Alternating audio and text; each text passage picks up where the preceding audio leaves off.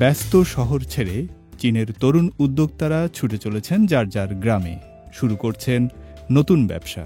তবে তরুণরা ভুলে যাননি তাদের ইতিহাস, ঐতিহ্য ও সংস্কৃতি। শিকড়কে আঁকড়ে ধরে তারা সাজিয়ে নিচ্ছেন তাদের এক টুকরো স্বপ্ন।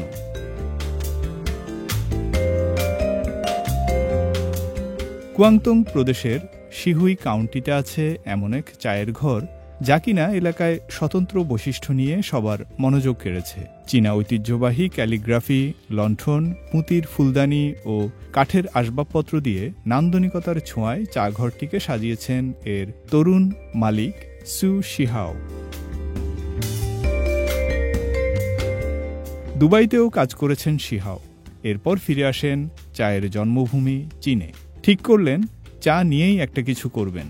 ইন্টেরিয়র ডিজাইনে পড়াশোনার পর পাশের প্রদেশ ফুচিয়ানি গিয়ে শেখেন চা বানানোর বিশেষ কায়দা।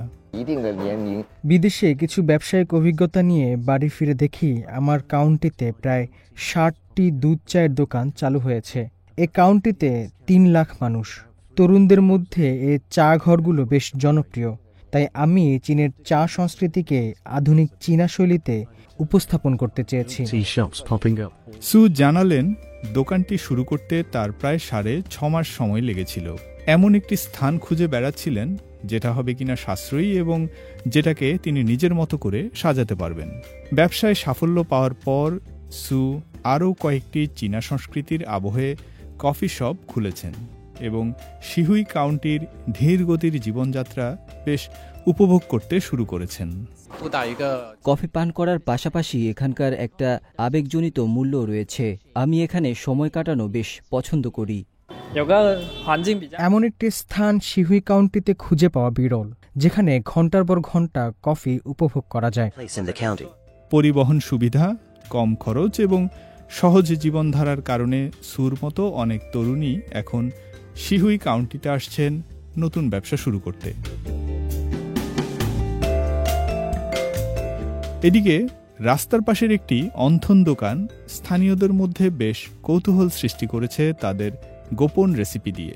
দোকানটির মালিক চৌ ছাংয়াং কুয়াংচৌ বিশ্ববিদ্যালয়ের গ্র্যাজুয়েট এবং সেখানে ৬ বছর কাজ করার পর বাড়ি ফিরে খুলেছেন অন্থনের দোকান।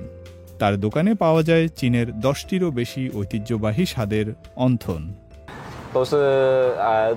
কুয়াংচৌতে আমি নির্মাণ, ক্যাটারিং এবং চায়ের ব্যবসায় কাজ করেছি।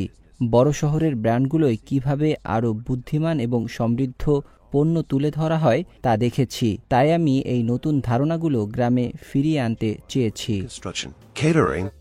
চৌ জরিপ চালিয়ে দেখেন হুয়াইচি কাউন্টিতে প্রায় ১০০টি অন্থন দোকান রয়েছে। প্রতিটি দোকানে দিনে ১০০ জন গ্রাহককে সেবা দেওয়া হয়। শিহুইয়ের প্রায় ২ লাখ জনগণের জন্য যথেষ্ট বাজার সম্ভাবনা দেখছেন তিনি।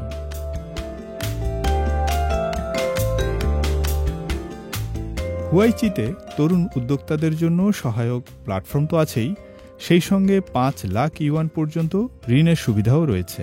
অনেকেই মনে করেন ছোট একটি গ্রামে গিয়ে বড় ব্যবসা শুরু করাটা শহরের মতো সহজ নয়। তবে সু ও চৌয়ের মতো তরুণরা প্রমাণ করেছেন চীনা সংস্কৃতির হাত ধরে ব্যবসা বড় করতে চাইলে সুযোগেরও কোনো কমতি হয় না। ফয়সাল আব্দুল্লাহ, সিএমজি বাংলা।